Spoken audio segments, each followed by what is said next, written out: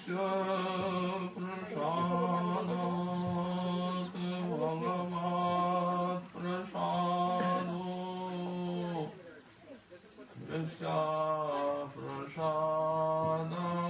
प्रसादान्नगति कुतोऽपि ध्यायन्तुवं तस्य यशस्त्रिसन्ध्यं वन्दे गुरो श्रीचरणारविन्दम्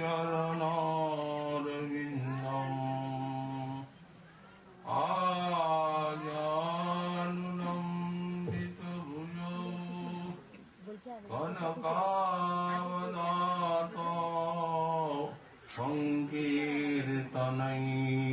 संकीर्तनैकपितरौ कमलायताक्षौ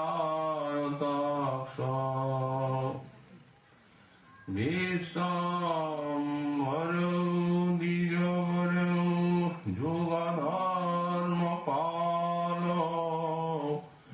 वन्दे जगत्प्रियकरौ करुणावतारौ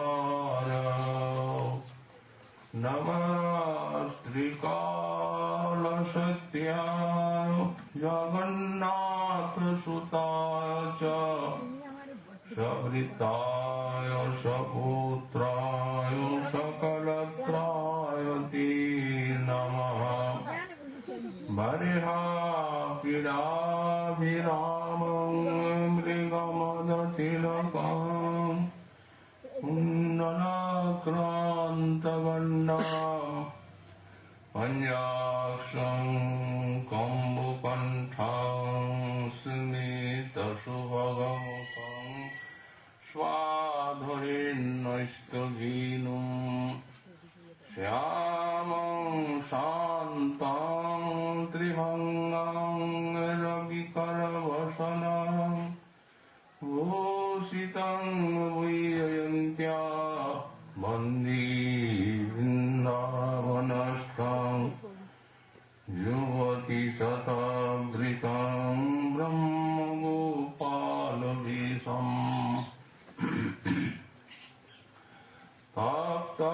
तप्तकाञ्चन गौरङ्गी राधे वृन्दावनेश्वरी वृषभानुसुते देवी तं नमामि हरिप्रिये मूकं करोति वाचालं पङ्गुं लङ्घयति गिरिं यत्कृपातमहं वन्दे परमानन्दमाधवम्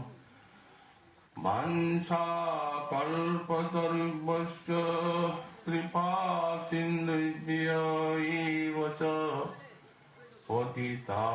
पतितानां पावनेभ्यो वैष्णवेभ्यो नमो नमः हरिभक्ति पराजित हरिनाम परायणा दुर्वृत्ता वा सुवृत्ता वा तेषां नित्यं नमो नमः नमः धर्माय महते नमो कृष्णाय वेदसे ब्राह्मणे नमस्कृत्य धर्मान् वक्ष्ये सनातनान्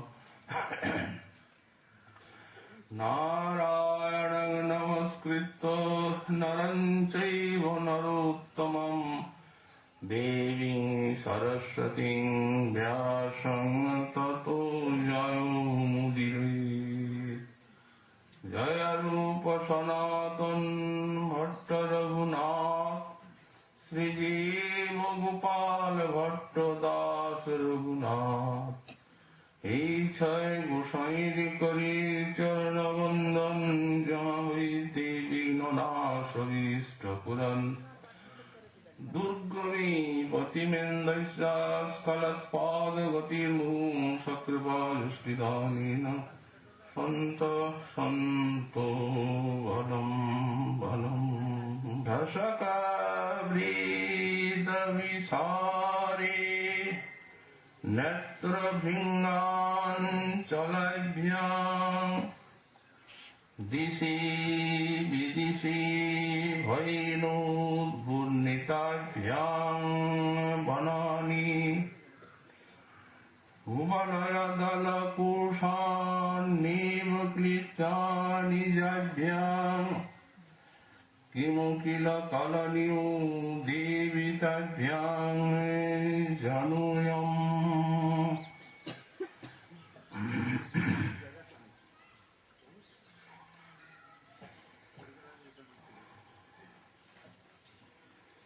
कलि पावनावतार श्री श्री गौरांग महाप्रभु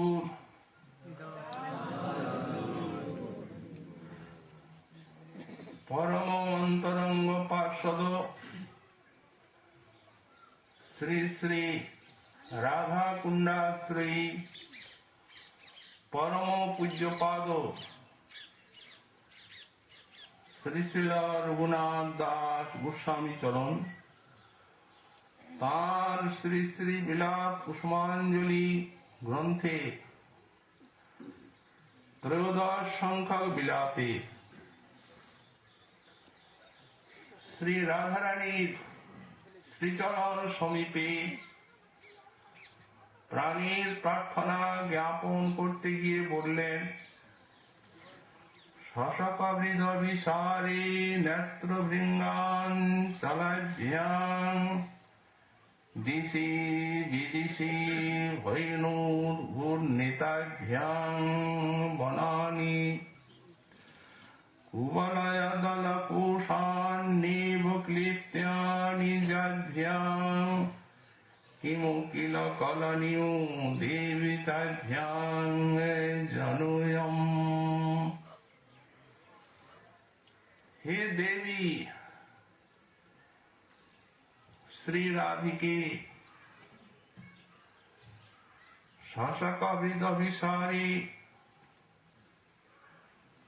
জ্যোৎস্নাভিসার কালে ভয়েন সেই প্রকাশময় রজনীতে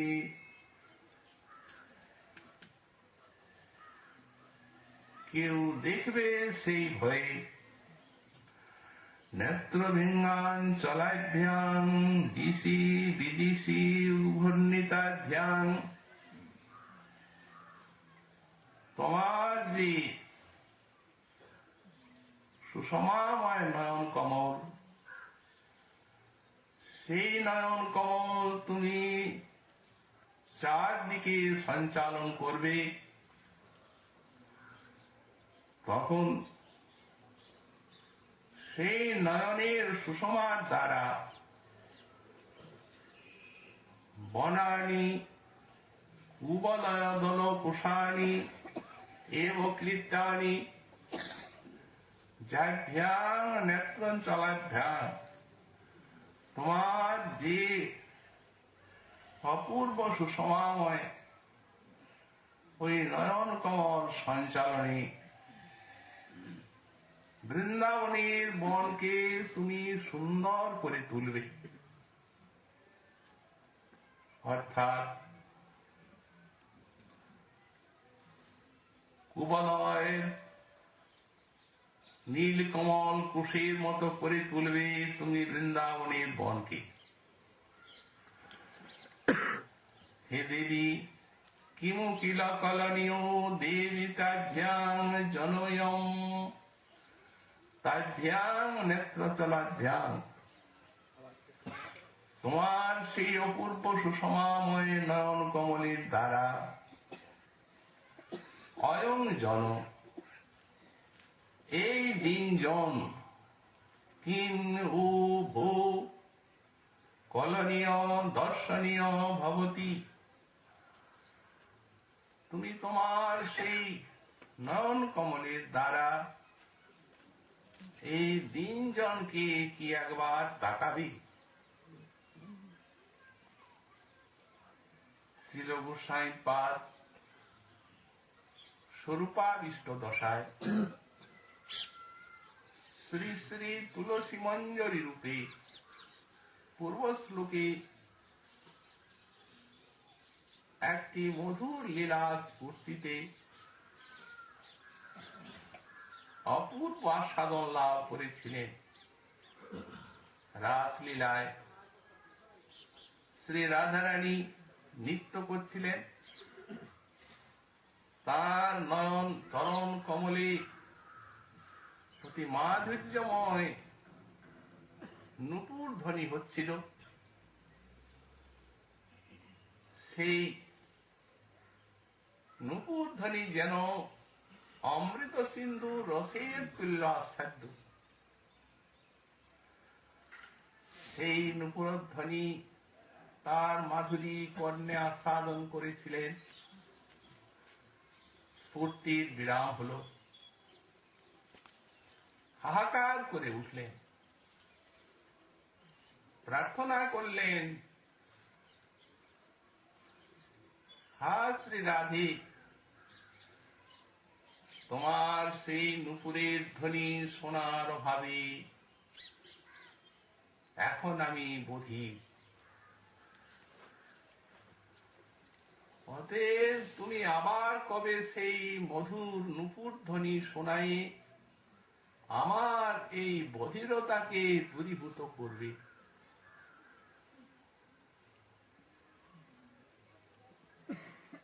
কি স্বরূপে, কি সাধক দশায়, কি স্ফূর্তিতে, কি সাধকাবেশে শ্রীপাদের ইষ্টের প্রতি প্রীতিময় ভাবটি প্রত্যেকটি শ্লোকে অতি অপূর্ব রূপে ফুটে উঠেছে। রাধারানীর চরণ ছাড়া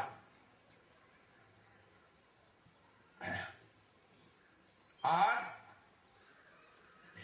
অন্যত্র কোথাও তার মন নেই। শ্রী রাধারানী যেন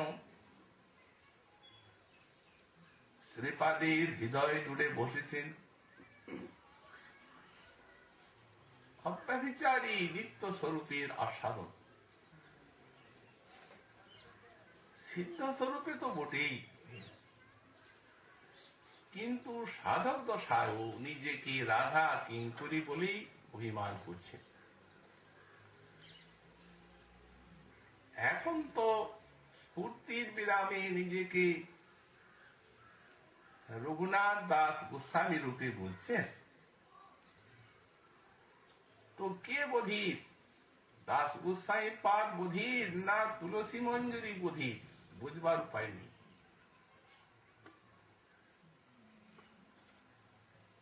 সিদ্ধ স্বরূপ এবং সাধকাবেশ এই দুইটিতেই অখণ্ড মঞ্জরি স্বরূপের আবেশ। রাধাদাসী বলেই মনে হচ্ছে। মঞ্জরি ভাব সাধনার স্বভাবই এই প্রকার। যখন প্রার্থনাগুলি জাগে, এক প্রার্থনা যে করলেন, কবে আমাকে সেই অমৃত রস শোনায়ে আমার বধিরতাকে দূর করবে। স্বরূপ এবং এই সাধক দেহ এক। প্রার্থনার মাঝেও এদের ট্রেন নেই আচার্যপাদ। আমরা শ্রীপাদ ঠাকুর মহাশয়ের প্রার্থনা দেখতে পাই।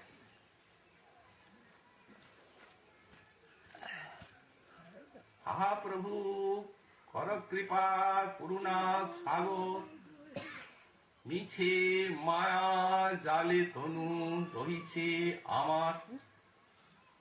কার তনু দইছে, কার মায়া জাল? ঠাকুর মশাই, এই তো। কিন্তু প্রার্থনাটি কি বলছে? কবে হেন দশা হবে সখী সঙ্গ পাব। এটি কে? এটি স্বরূপ, এক হয়ে গেছে। বৃন্দাবনে ফুলগাথি দোহাকে পরাব, সম্মুখে রহিয়া কবে চামর ভুলাব। অগুরু চন্দ্র চন্দন গন্ধ দোহাঙ্গে দিব, সখীর আজ্ঞায় কবে তাম্বুল যোগাব, কর্পূর চন্দন কবে আমি তোমাকে পরাব, বিলাস কৌতুক কেলি হেরিব নয়নে, চন্দ্রমুখ নিরখিব বসাই সিংহাসনে। এই তো প্রার্থনার মাধুরী, দুইটি এক হয়ে গেছে। সাক্ষাৎ নিত্য পার্শ্বদ রঘুনাথ দাস গোস্বামী পাঠ, মহাপ্রভুর লীলায়, ওখানে রতিমঞ্জরি। কিন্তু মহাপ্রভুর সঙ্গে এই সাধন জগতে এসে আর নিজে সাধনা করে আর সাধনার আস্বাদন পরিপাটি দেখাচ্ছে। কি গৌড়ীয় বৈষ্ণবের সাধন, কি রূপ তার মাধুরী।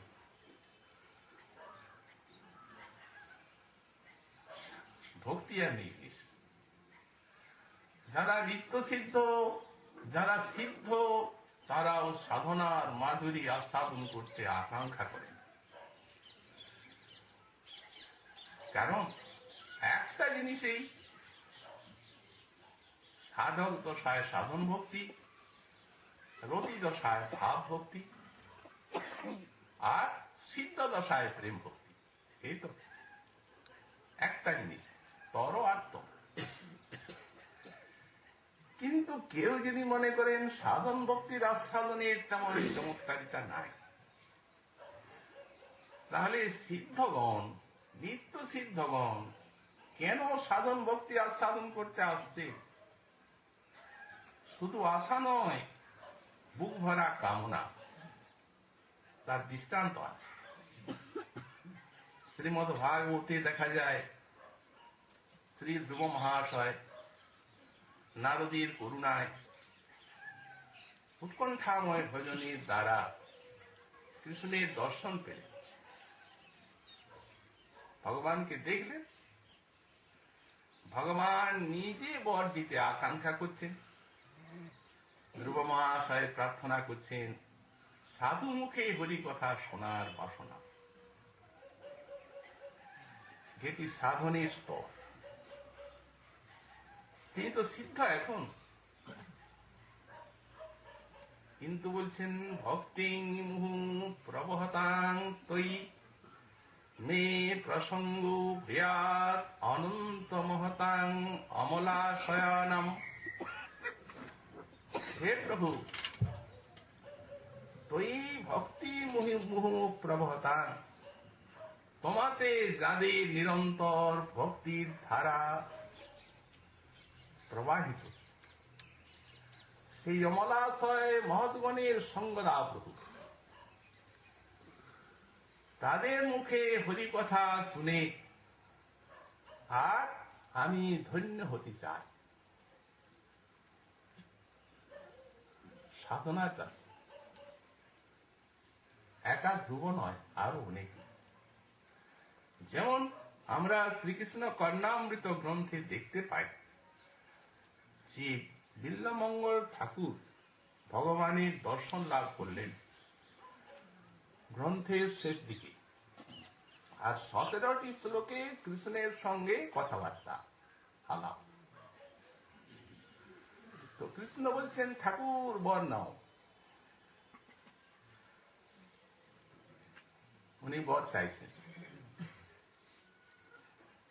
মাধুর্যেন বিবর্ধন্তাং পাচ নস্তব বৈভবে, আর চাপুল্যেন বিবর্ধন্তাং চিন্তা নস্তব শৈশবে। প্রভু এই বর দাও যেন আমার বাক্য তোমার লীলা বৈভব মাধুর্যের সঙ্গে বর্ণনা করতে পার। আর একটা চাইব, প্রভু এই বর দাও তুমি আমার চিন্তা শক্তিকে শক্তিশালী করো, যাতে আমার চিন্তা সব সময় তোমার এই কৈশোর মাধুরী আস্বাদন করার ভাগ্য পান। ভগবান বলছেন লীলাসু, আরে আমি তোমার কর্ণামৃত শুনেছি, আমি তো দিলাম না, এটির নাম শ্রীকৃষ্ণ কর্ণামৃত। তো সুতরাং তোমার বাক্য যে আমার মাধুর্য বর্ণনায় সুদক্ষ, তুমি যে মাধুর্যের সিদ্ধ কবি, চিহ্নিত কবি, আবার তোমার চিন্তা যে নিরন্তর আমার কৈশোর লীলাতে নিবিষ্ট, এ তো তোমার আছেই। সুতরাং যেটা আছেই সেটা আমি কি দেব? তার থেকে ভালো যেটা তোমার নেই সেইটা তুমি চাও। মানে প্রভু, হ্যাঁ তাই চাই। জানি তচ্চরিতামৃতানি রসনা লেজ্জানি ধন্যাত্মনাং যেবা শৈশব চাপল ব্যতিকরা রাধা মরোধন্মুখা যাবা বেনু গীত গতয়ো লীলা মুখাম পূর্বে ধারা বাহিকতয়া স্ফুরন্তু হৃদয়ে তান্নেব তান্নেব মে। লীলাসুখ চাচ্ছেন যা নাই তাই চাই। তুমি এই কৃপা করো প্রভু। ধন্যাত্মা শ্রী সুখদেবাদি তারা তোমার যে গোপী সঙ্গে রাধারানীর সঙ্গে রাসাদি লীলা তাদের জিহায় লেহন করে বর্ণনা করেছেন। এবং তুমি যখন রাধারানীকে চাপুল্যবশত পথ অবরোধ করো দান লীলায়, পুষ্পহরণ লীলায়, তখন তোমাদের যে অপূর্ব কৈশোর মাধুরী, আর তুমি যখন বেণু বাজাও তখন তোমার সেই লীলা মুখাম্বুজে যে বেণুর অপূর্ব মাধুরী আমার হৃদয়ে প্রভু যেন ধারাবাহিক রূপে এগুলি স্ফুরিত হয়। লীলা স্মরণ চাচ্ছে। ভগবান বলছেন লীলাসু, আরে এটা তো সাধনের অবস্থা, তুমি যা চাইলে এটা তারও নিচে। আমি বললাম বড় চাও, তোমার এটা আছেই, কিন্তু তুমি তার থেকেও নিচে নামলে। লীলাসু দেখো, লীলা স্মরণ তো আমার সব সাধকেই করে। তুমি কিনা সিদ্ধ, সাক্ষাৎ আমি তোমার সম্মুখে, ওতে তুমি সাধকের মতো লীলা স্মরণ চাইবে কেন? তুমি চাও সিদ্ধির জিনিস, যেমন ধর্ম অর্থ কাম মুক্তি, চার পুরুষার্থ চাও। ভক্তি সাধনার চরম ফল পঞ্চম পুরুষার্থ প্রেম চাও। প্রেমের প্রাপ্য আমায় চাও, তুমি তো সামনে। এই কিছুই চাইলে না, সাধক লীলা স্মরণ করছে, তুমি লীলা স্মরণ চাই, তাতে আবার তোমার কি চাওয়ার চমৎকারিতা। লীলাসু বলছেন প্রভু শোনো বলি, ভক্তি স্তয়ী ভগবান স্থিরতরা যদি স্যাৎ দৈবেন ফলতি দিব্য কিশোর মূর্তি মুক্তি স্বয়ং কুলিতাঞ্জলি সেবতে সমান ধর্মার্থ কাম গতয় সময় প্রতীক্ষা। প্রভু অতি চতুর লীলাস সাধন চাচ্ছে। প্রভু শোনো বলি, যদি তোমার ভজন করতে পারি তাহলে এই যে তোমার দিব্য কিশোর মূর্তি, এ সতই আমার নিকট ফলিত হবে। দৈবেন ফলতি, আমার ভাগ্যে ফলিত হবে।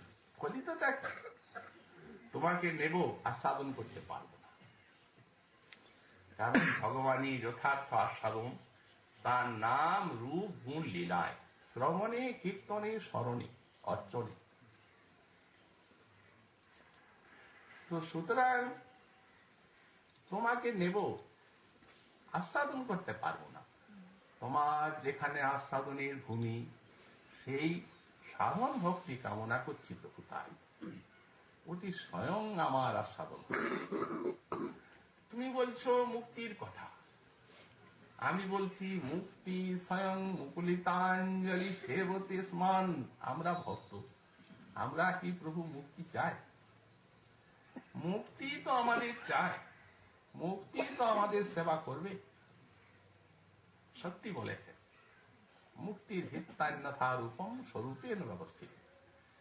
জ্ঞানী গুণীর মুক্তি হয় না, ওদের আত্মার নাশ হয়, ভক্তের মুক্তি হয়।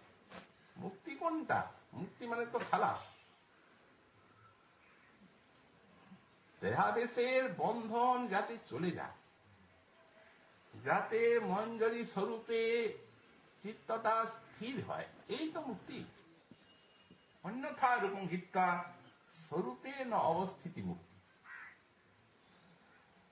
প্রভু মুক্তি তো আমাদের হাত জোর করে সেবা করতে চাই।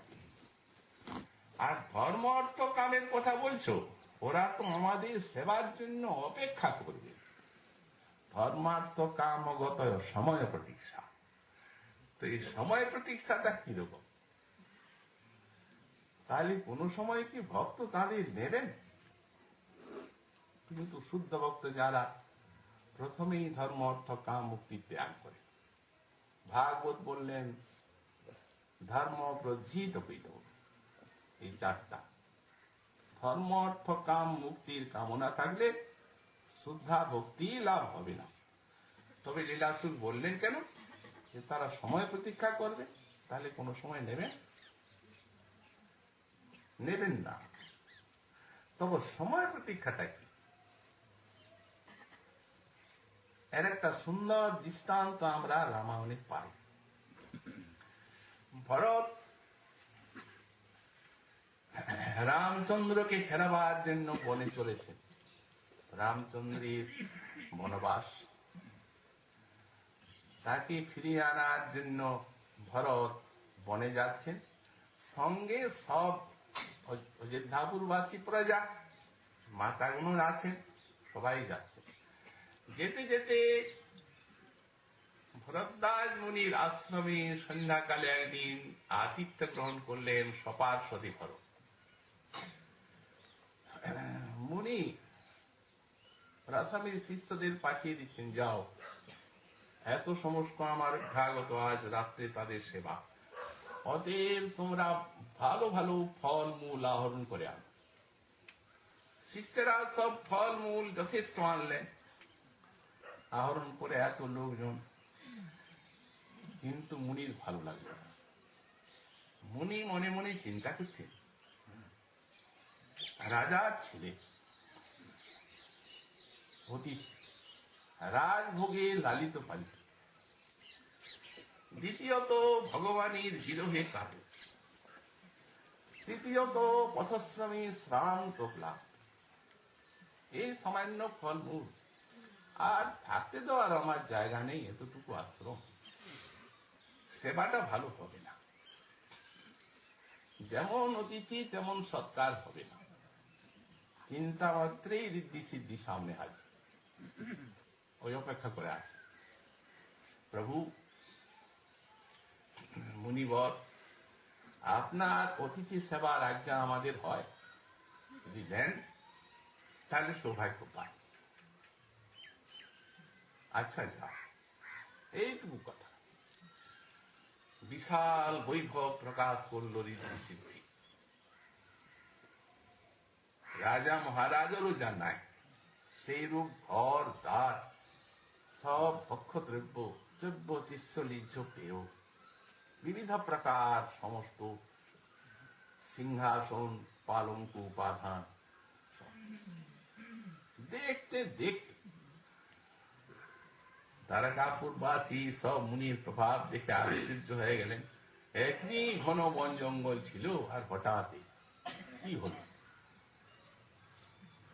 আশ্চর্য মুনির শক্তি। ওরা তো আর ঋদ্ধি সিদ্ধি বুঝছেন না, ওরা তো মুনির প্রভাবটা বুঝতে পারছে না।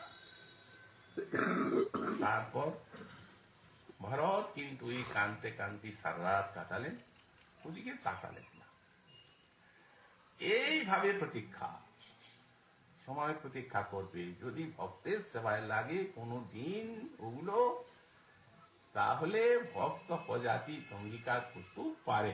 এই প্রতীক্ষা করবে তারা, এই সময় প্রতীক্ষা। এই হচ্ছে ভজন অবস্থা। তাহলে বুঝুন ভজন কি জিনিস। তাহলে যারা ভজন পেয়েছেন তাদের আর পেতে কিছু বাকি নাই। সিদ্ধেরও কাম্য বস্তু তারা পেয়ে গেছেন, এমনি ভক্তি আর ভজন জিনিস। তাই মহাজন বললেন সাধনও এখানে, সিদ্ধিও এখানে, ভাবের গোচর সে। এখানে যদি তা দেখিতে না পাও তো মরিলে দেখিবে কে। এখানেই অনুভূতি হলো না, ভজন হলো না। আর যদি কেউ বলেন মরণের পরে কিছু পাওয়া যাবে, কিচ্ছু নেই। মরণ তো তমগুণ। গোস্বামী পাদ এবং নিত্য সিদ্ধ পার্শ্বদ সাধনা করে যাচ্ছে, প্রার্থনা করছেন রাধারানীর চরণে বধিরতা দূর করে। দেখতে দেখতে একটা লীলা স্ফূর্তি লাভ করলেন। এই শ্লোকে তার আস্বাদন। লীলাটি হচ্ছে রাধারানীর অভিসার লীলা। অভিসারে যাবেন রাধারানী, দূর মনে বাঁশি বাজছে, স্বরান্বিতা রাধারানী, শশকভৃত বিশাল। অভিসারটা হচ্ছে শশকভৃত বিশাল, তার মানে জ্যোৎস্না বিশাল, পূর্ণিমার দিনের অভিসার। অভিসার অনেক প্রকার। এক প্রকার অভিসার হচ্ছে রাত্রি অভিসার, সেই রজনী অভিসার দু প্রকার। একটি হচ্ছে জ্যোৎস্নাভিসার, একটি হচ্ছে তিমিরাভিসার রাত্রি। দিবাভিসার, দিবাভিসার আবার বিবিধ। সর্বকালোচিত অভিসার, গ্রীষ্মাভিসার, বর্ষাভিসার, শীত অভিসার ইত্যাদি ইত্যাদি। আচ্ছা, অভিসারটা কি? অভিসার কাকে বলে? অভিশব্দের অর্থ হচ্ছে সম্মুখে, সারথি, সম্মুখে ছুটে যাওয়াকে বলা হয় অভিসার। কৃষ্ণের সম্মুখে ছুটে যাওয়ার নাম হচ্ছে অভিসার। আসলে অভিসার সব ভক্তেরই আছে। যারা ভজন করছেন তারা তো কৃষ্ণের দিকে যাচ্ছেন, কৃষ্ণের দিকেই তো যাচ্ছেন। এমনকি সাধারণ মায়াবদ্ধ জীবেরও অভিসার আছে, কিন্তু সাধক ভক্ত বুঝেন না যে আমরা অভিসার করছি, আর মায়াবদ্ধ মানুষও বুঝে না যে আমরা অভিসার করছি। আচ্ছা, আমরা মেনে নিলাম যারা সাধন করছেন তারা না হয় কৃষ্ণের দিকে যাচ্ছেন, তা ভাবনা আছে কবে প্রভুকে পাব। কিন্তু মায়াবদ্ধ জীব কি করে অভিসার করছে? আমরা আগে তার মূলটা বলি। কৃষ্ণের একটা নাম শ্যাম। শ্যাম কেন নাম হলো? একটা উৎপত্তি আছে, সায়তে গচ্ছতি মনস্মিন নীতি শ্যাম। সবার মন যার দিকে যায় তার নাম শ্যাম। তো ভক্তের মনই শ্যামের দিকে যাচ্ছে, মায়াবদ্ধ মানুষের মন তো বিষয়ের দিকে যাচ্ছে, ও তো আর ভগবানের দিকে যাচ্ছে না। তো সবার মন কি করে শ্যামের দিকে যায়? যায় ওই যে বিষয়ের দিকে যাচ্ছে মায়ামুগ্ধ মানবীর মনটা, সেই বিষয় সুখটি, সেই আনন্দ সিন্ধু গোবিন্দের সেই আনন্দের এক কণিকার আভাস মাত্র, ওটা পৃথক জিনিস নয়। তাতেই দুনিয়া মাতোয়ার। আর শুদ্ধানন্দের ভোগ হলে কি হবে? অতএব যাচ্ছে তারা ঠিকই, কিন্তু লক্ষ্য হারা। ওই যে মায়া, মায়ামুগ্ধতায় 84 লক্ষ জনই ভ্রমণ করছে, বিষয় সুখে লালসা বুকে নিয়ে সংসার কারাগার। ভক্ত যাচ্ছেন, তারাও বুঝতে পারছেন না যে তারা ভগবানের দিকে যাচ্ছে। শাস্ত্র মহাজনগণ তাই ত্বরান্বিত করছেন তাদের, আরো দ্রুত গতিতে যেতে হবে আপনাকে। দেখুন, এই জন্মেই চায়, আজই হলে ভালো হয়। মরে যাব, আমার কর্মফল কোথায় ফেলবে, ভজন পাই না পাই, অতএব এই জন্মেই তো পেতে হবে।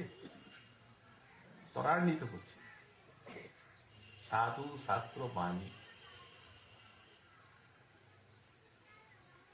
তবু যাচ্ছেন, ধীরে তালে গেলেও যাচ্ছে। কিন্তু ব্রজগোপিকার যে অভিশাপ, সেটি হচ্ছে অনুরাগের পরাকাষ্ঠা, মহাশক্তিময়, মহা আবেগময়, বিশাল উৎকণ্ঠাময়, মহাবেগময়ী বিষাদ। সকল বাধাকে তুচ্ছ করে আর উৎকণ্ঠা বুকে নিয়ে খরস্রোতা গঙ্গার মতো ওই শাম সিন্ধুর দিকে অবিরত ছুটে চলেছেন। বর্ষার গঙ্গা যেন দুই পুরকে প্লাবিত করে, তেমনি শ্বশুরকুল পিতৃকুলকে প্লাবিত করেছেন গোপী। বর্ষার বালিপুষ্ঠা গঙ্গা যখন সেই বিপুল জলধারায় স্থিত হয়ে ওঠে, তখন সমুদ্রের দিকে ছুটে যাওয়া ছাড়া তার আত্মভার মোচনে আর কোনো উপায়ই থাকে না। তেমনি গোপীর বুক, রাধারানীর হৃদয় সেই কৃষ্ণানুরাগের বিশাল প্লাবন উচ্ছ্বলিত। ওটা কি করে আত্মভার মোচন হবে কৃষ্ণের দিকে ছুটে না গেলে? দিকে বিদিক জ্ঞান হারা কৃষ্ণের দিকে ছুটে যাচ্ছেন এই রাধা বিলাস। এই হচ্ছে রাধারানীর অভিশাপ। এই জন্যই বলা হচ্ছে রসের অভিশাপ, রসের পরাকাষ্ঠা, অনুরাগের পরাকাষ্ঠা, শক্তির পরাকাষ্ঠা, বেগের পরাকাষ্ঠা রাধা। আমাদের গোস্বামী পাল বলেছেন অভিসার একটা রস, উৎকণ্ঠাময় অভিশাপ।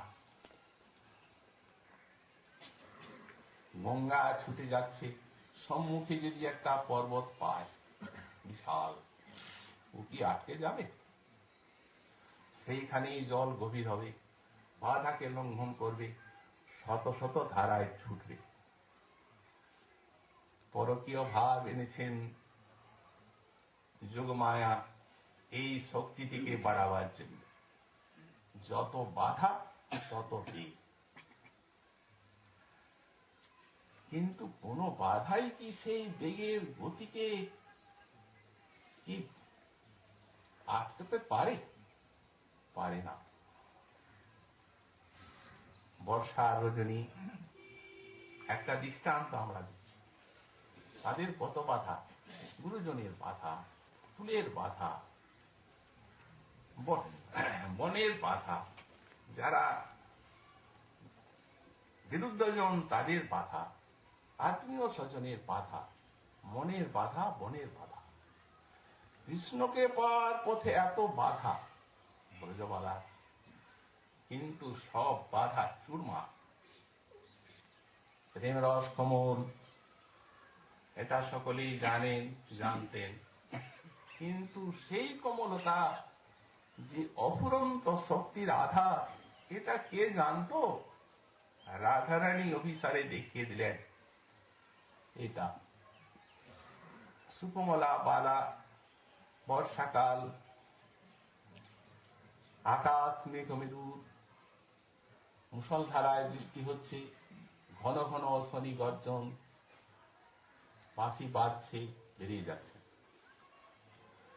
সখী এসেছে, দাঁড়াও, কোথায় যাবে? বাইরে কি অবস্থা বুঝতে পারছো না? রাধারানীকে বাধা দিচ্ছেন। কত বাধা শোনো বলছি। মন্দির বাহিরহি কঠিন কপাট, মন্দিরের বাহিরে বজ্র কপাট উদ্ধ। চলইতে সংকিল পঙ্কিল বাট, যদি বা কপাটকে খুলে কোন রূপে বেরিয়ে পড়ো, পিচ্ছিল পথ, সুকুমারী পিছলে পড়বে, ওইখানেই পড়ে থাকবে, আর স্বামীর নিকটে যাওয়া হবে না। তাও যদি যাও, ঘন ঘন ঝন ঝন বজ্র নিপাত, শুনইতে শ্রবণ মরম যদি যাও। এত বজ্র পড়ছে দেখছো না, মুহুর্মুহু বজ্রপাত, অশনি গর্জন, সুকমলা বালা মূর্ছিত হয়ে পড়বে, বজ্রপাতে বজ্রাগ্নিতে মৃত্যুই হয়ে যাবে।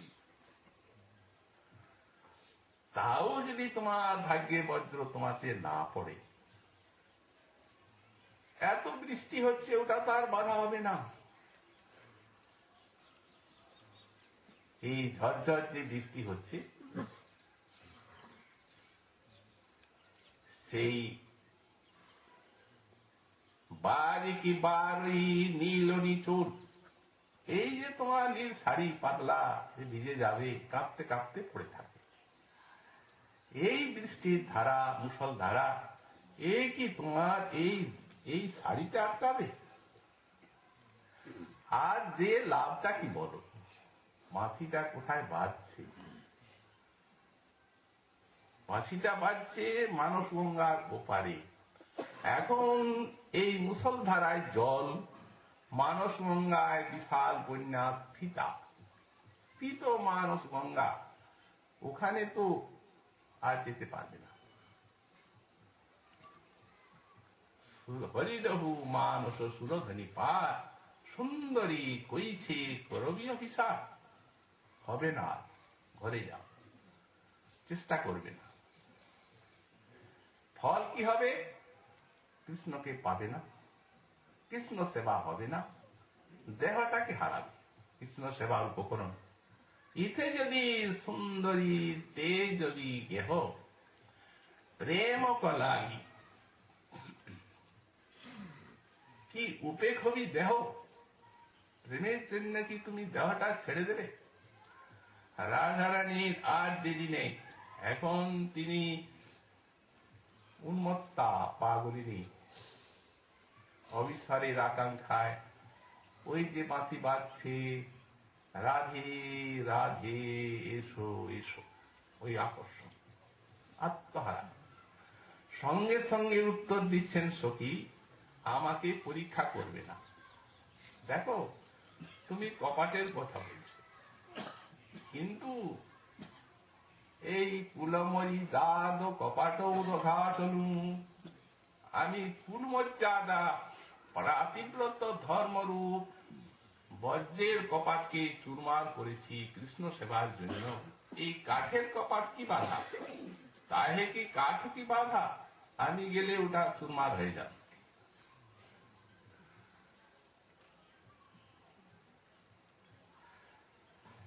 তারপর নিজ মরিজাদ সিন্ধু সয়ে পৈরনু, তাহে কি তটিনীয় গাধা, তুমি দেখাচ্ছ মানস গঙ্গায় বান।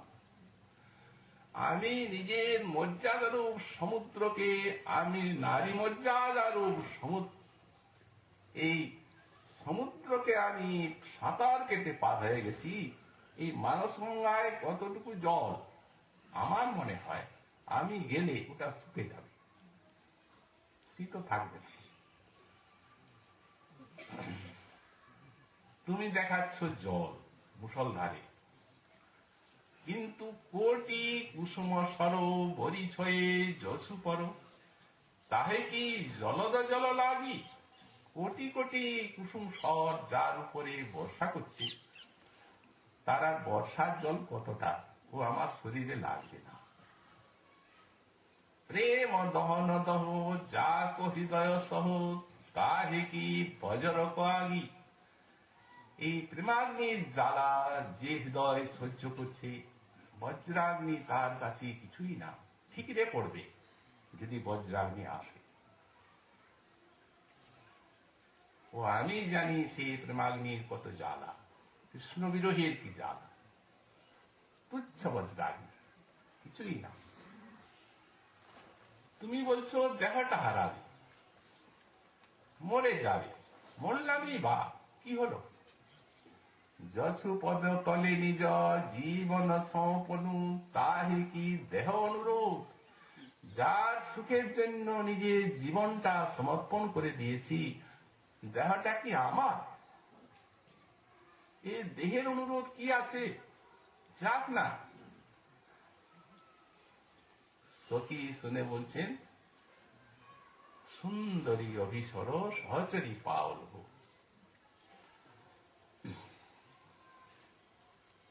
সখী বলছেন, রাধে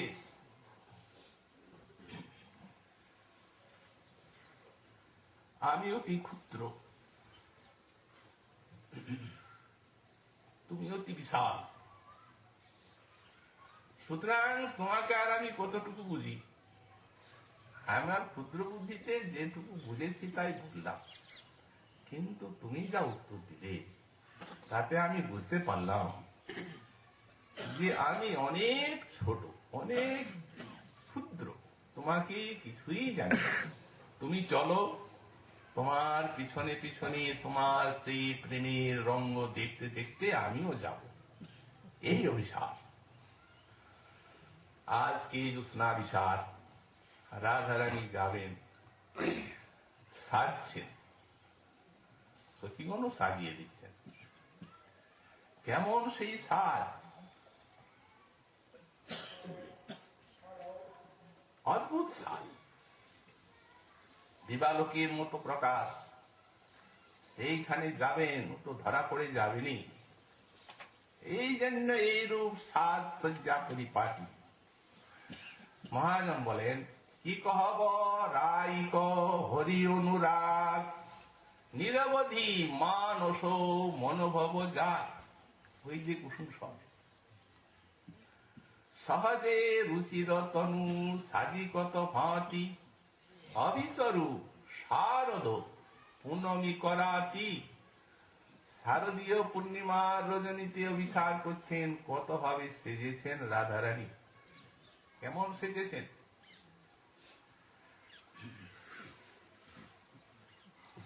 অঙ্গের ছটা কোটি বিদ্যুতের মতো। যদিও বসন পরেন, বসনের ফাঁকে ফাঁকে ছোটা বেরিয়ে আসে। আগে সহজে রুচির তনু সাজি কত ভাঁতি। কি করছেন?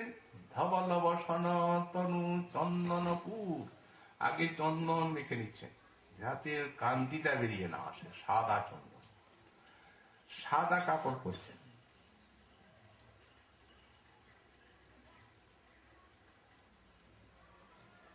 অরুণ অধরে ধরু বিষদ কপুর, অধরগুলো লাল টকটক, ওটাও দেখা যাবে জ্যোৎস্নায়। কর্পূর লাগিয়ে নিচ্ছে অধর।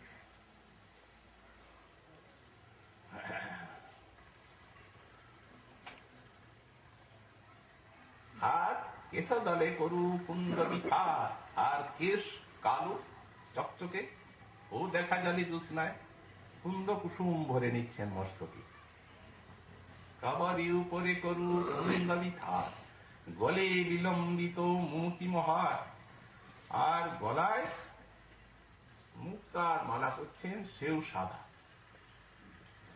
করতলে ঝাঁপল কৈরব কাঁতি, হাতে নিয়ে নিচ্ছেন কৈরব সাদা কুমুদ ফুল, আর হাতগুলো লাল টকটক। মলয়জ চন্দন বলয়ক পাতি, আর বলয়গুলো যে আছে সে বলয়গুলিও জ্যোতির্ময়, তাতে নিয়ে নিচ্ছেন মলয়জ চন্দন লেপন করে, সাদা বেরিয়ে পড়েছে। কেমন রাধারানী? এই চাঁদক কৌমুদী তনু নহে ঘিন, এই চাঁদের যে আলো আর এই দেহটা রাধারানীর এ ভিন্ন নয়, মিশে গেছেন। কেমন মিশেছেন? জৈছন নীর ক্ষীর নহে ভিন, যেমন জলের সঙ্গে দুধ ঢেলে দিলে মিশে যায়, তেমনি রাধারানী এই চাঁদের আলোর সঙ্গে মিশে গেছেন সাদা।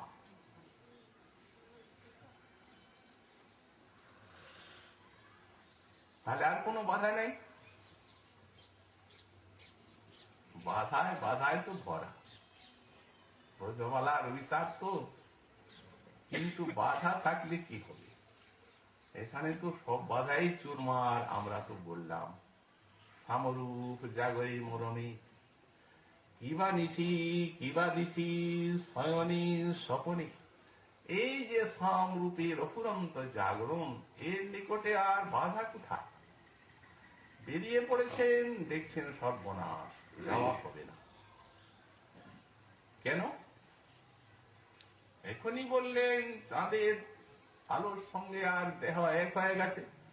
বললেন ছায়া বৈরিন ছোড়ল বাদ। ছায়াটা পড়ছে, ছায়া যাচ্ছেন তো চলে, কিন্তু ছায়াটা দেখা যাচ্ছে, ধরা পড়ে যাবে। ওকে তো সাদা করা আর কোনো উপায় নেই। কি দিয়ে সাদা করবেন? ও তো কালোই থাকবে। এই বৈরি বাধা সাধল। কিন্তু ওই অনুরাগের নিকটে, ওই উৎকণ্ঠার নিকটে সব বাধাই তো তুচ্ছ। চরণে সে সেই ছায়া শরণ গ্রহণ করল। ছায়া বলছি, ঈশ্বরী তোমাকে আর বাধা দেব না, যাও। কখন? চরণে শরণ করু যামিনী আপ। পূর্ণিমার রাত্রি যখন একবারে মাথার উপরে চাঁদটা উঠে গেল, তখন আর ছায়া পড়বে কোথায়? ছায়া পায়ের তলায় নেমে গেল।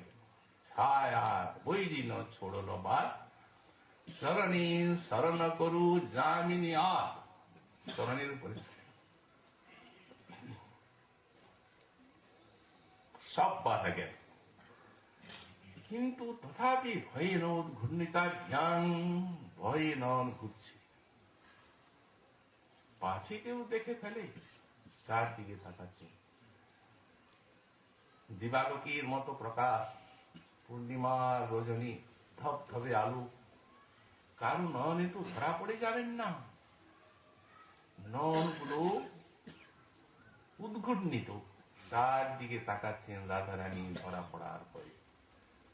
ভীতা ঈশ্বরী।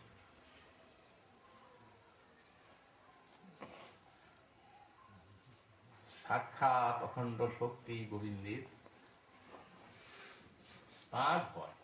আরে গোবিন্দেরও তো ভয়। লীলা রাজ্যে এলে এগুলি থাকে।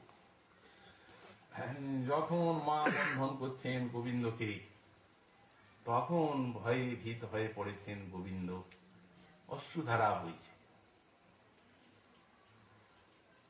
সেই যে কাজল ধোয়া চক্ষু, দারদার ধারে সেই অশ্রুধারায় সব কালো হয়ে যাচ্ছে।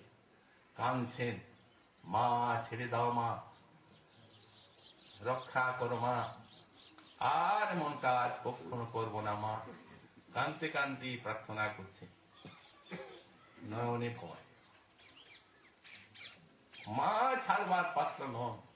বেটা আজ তোকে মাধবী দেখি, ছাড়বো? এত উৎপাত। কৃষ্ণ হিতই শ্রীমতী যশোদা বাঁধবেনি, আর ওর দেহেতে নয়নে ভয়, রোদন। কুন্তী দেবী যখন ভগবানের স্তুতি করলেন, ভাগবতের প্রথমে দেখা যায়, প্রথম স্কন্ধে, তখন একটি শ্লোকে কৃষ্ণকে বললেন যে মাতা যশোমতী যখন তোমাকে বাঁধার জন্য উদ্গ্রীব হন, তখন তুমি কাঁদছিলে এবং ওই কজ্জল ধোয়া জল তোমার গণ্ডবে বয়ে যাচ্ছিল, ভয়ে তুমি কাঁদো। এই যে তোমার ভয়, জল বিধেতি স্বয়ং, যাকে স্বয়ং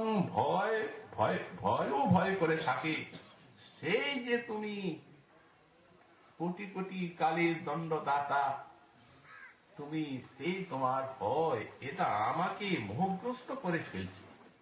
মাং বিমোহয়তি, তোমার ভয়টা। এইখানে ব্যাখ্যাকার লিখছেন, আচ্ছা, যদি গোবিন্দ ভয়ের অনুকরণ করছেন, তাও তো হতে পারে।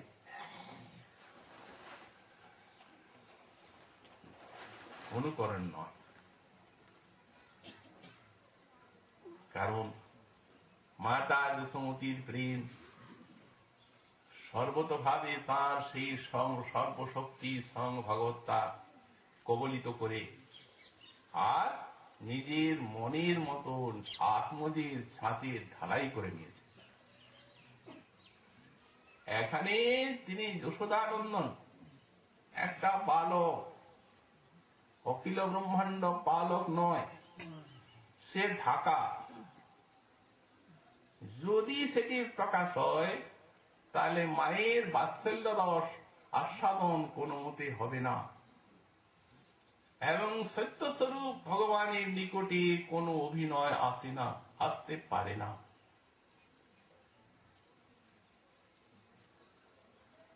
এই জন্যেই ব্যাখ্যাকার লিখেছেন, সাধি যদি সত্যা ন ভবতি তদা তস্যা মোহপি ন সম্ভবে তীর্থ। সত্যিকার এই ভয়টা, এটি হচ্ছে সত্য, আন্তরিকতাপূর্ণ। একটা ছেলের যেমন মা বাঁধতে উদ্যত হলে ওই বন্ধন দশায় অনেকক্ষণ থাকতে হবে, সখাগণের সঙ্গে খেলতে পারবেন না, ছুটে বেড়াতে পারবেন না, তাই যেন বন্ধনের ভয়ে কাতর হয়ে ছেলেতে কাঁদে, ইনিও তাই।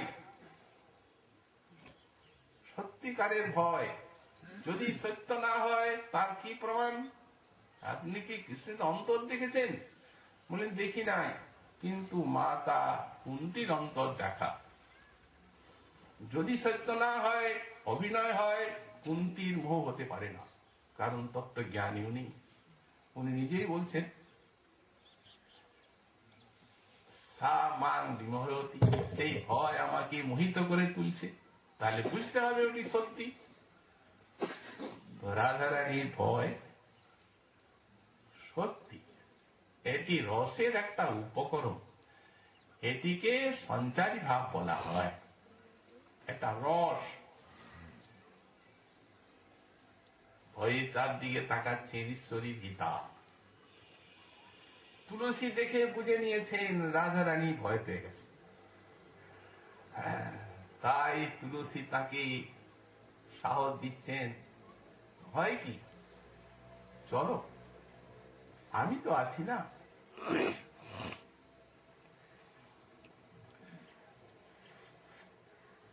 যদি ভয় পাও, আমার দিকে তাকাবে, অভয় দিচ্ছেন।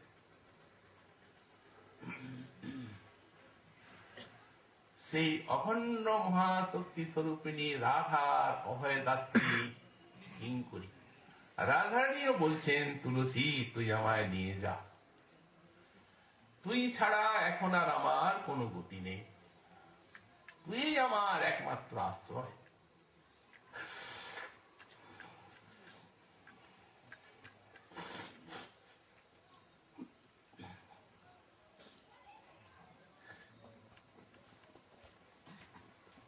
এই তো রাধা দাস্য, এইরকম অদ্ভুত সাধনা ভজন আচার্য পাদগুলির কৃপাতে গৌড়ীয় বৈষ্ণবগণ পেয়ে গেছে হাতে। এ তাদের পক্ষে এক মহারত্ন লাভ। এমন দাস্য আর কোথাও নেই। সাক্ষাৎ অখণ্ড শক্তি স্বরূপিণী যিনি সাক্ষাৎ মহাভাব, সেই মহাভাবের অভয়দাত্রী। এত বড় সেবা আর কারই বা থাকতে পারে? রাধারানী চারদিকে তাকাচ্ছেন ভয়ে। নয়নে সুষমায় বৃন্দাবন সুন্দর হয়েছে।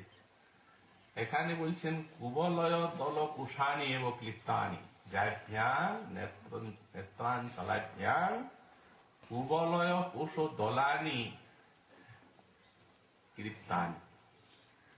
তার মানে রাধারানী নয়ন সুষমায় যে তার দিকে তাকাচ্ছেন, সারা বৃন্দাবনকে কুবলয় দোল মানে নীল কমল তুল্য করে তুলছে। এটা কি? এর নামটি হচ্ছে আবিরূপ বা অভিরূপতা।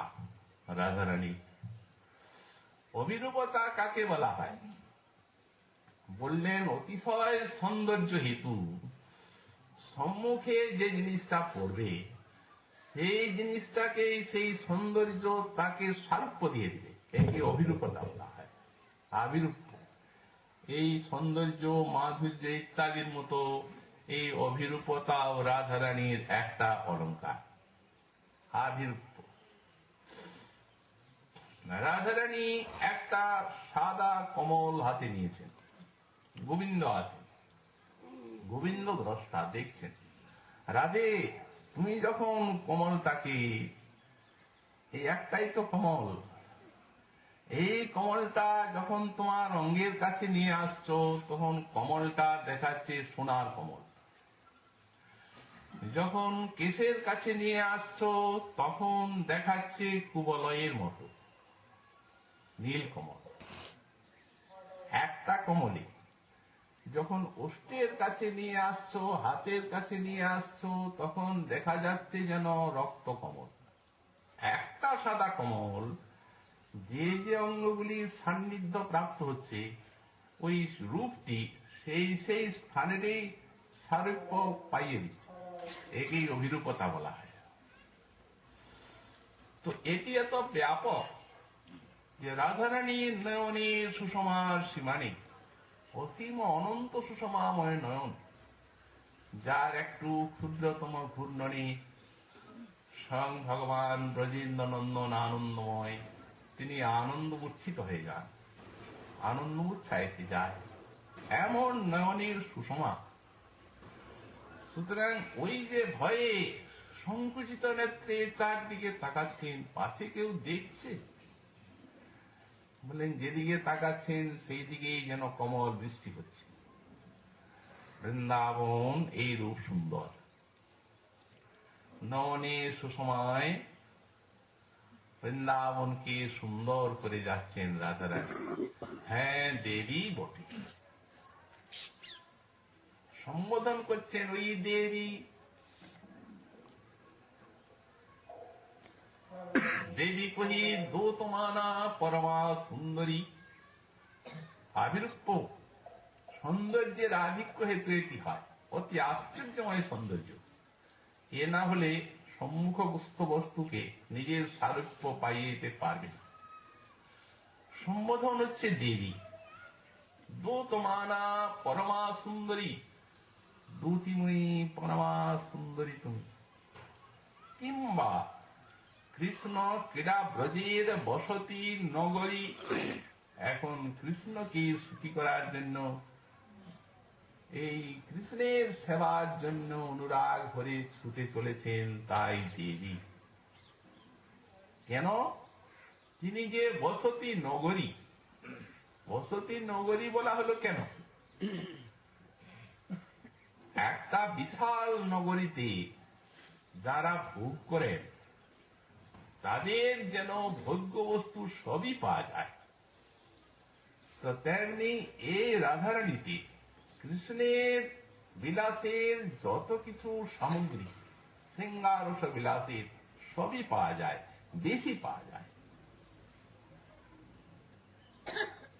এই জন্যই সব গোপীতেই কৃষ্ণের বিলাস আছে, লীলা আছে, কিন্তু রাধারানী হচ্ছেন এই বিলাসের সাম্রাজ্য স্বরূপা, মূল অধিকরণ শ্রী রাধা।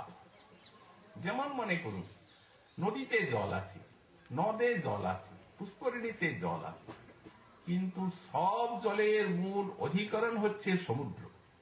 সমুদ্রের থেকেই তো সব আসছে।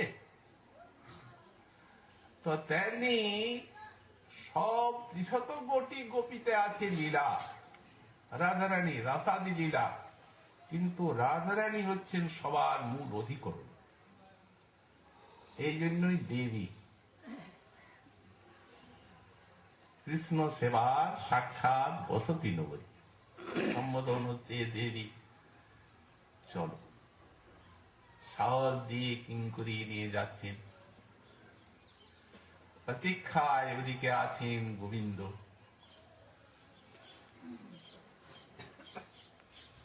রাধারানীর চরণীর নুপুরে ধ্বনি শুনেছেন,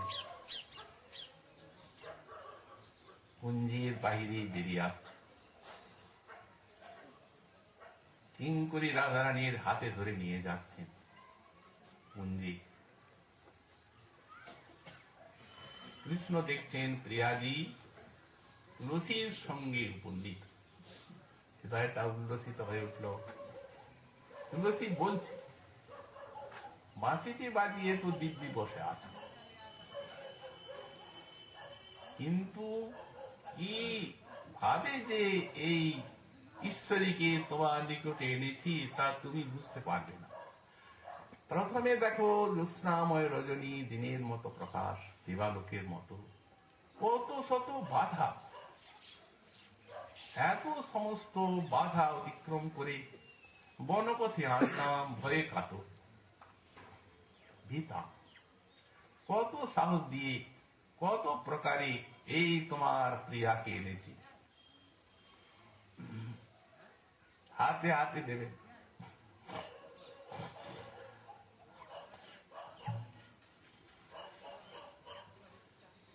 নাও প্রিয়া, বলছেন হাতটা ধরে, নাও তোমার প্রিয়া।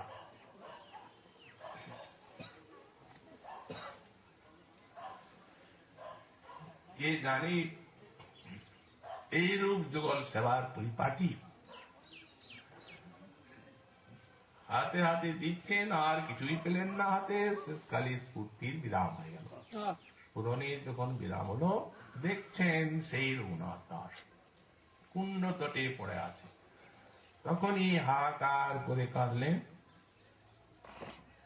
হে রাধে, হে দেবী, সেই জ্যোৎস্না বিষাদে তুমি যখন শ্যাম সুন্দরীর নিকটে যাবে, ভয়ে তুমি কাতরা, নয়ন সৌন্দর্যে বৃন্দাবনকে সুন্দর করে তুলবে।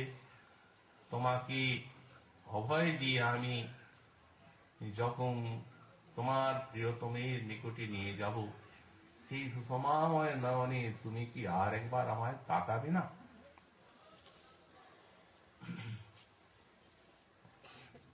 সেই লীলাটি দর্শনের জন্য অফুরন্ত কামনা প্রার্থনা। কৃষ্ণদাস বাবাজি মহারাজের মাদ্রাসী বাবার আরাধনা তিথি উপলক্ষে আমাদের এই অনুষ্ঠান। এখন আজকে ওনার এই তিথি আরাধনার অধিবাস, কালকে কীর্তন। এখনই এই হরিকথার পরেই এখানে অধিবাস হবে। কালকে অষ্টপ্রহর কীর্তন এবং পরশুদিন মহোৎসব। তো এরা ইচ্ছা করেন সংকীর্তন চললেও কাল আবার পাঠের অনুষ্ঠানও থাকবে। তাই আগামীকালও আমরা এখানে এই হরিকথা আলোচনা করব মহাপ্রভুর কৃপা হলে। আজকে বিলাপ পুষ্পাঞ্জলি কথা এইখানেই বিশ্রাম।